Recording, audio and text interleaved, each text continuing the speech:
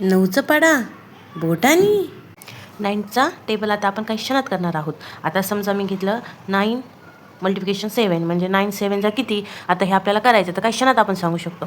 तर हे किती आहेत, आपल्या हाताची बोटं 10 आहेत. तर लेफ्ट साईडकडून 7 करायचं आहे. तर 7 नंबरचा बोट कोणतं आहे, हे आहे. तर हे की नाही आपण ह्याला आपण रंग देऊ. तर आता मला सांगा ह्या साईडला किती बोट राहिले आहेत. लेफ्ट साईडला 6 आणि राईट साईडला किती आहेत, 3. तर मग आपला आन्सर किती आले, 9 7 63. करेक्ट.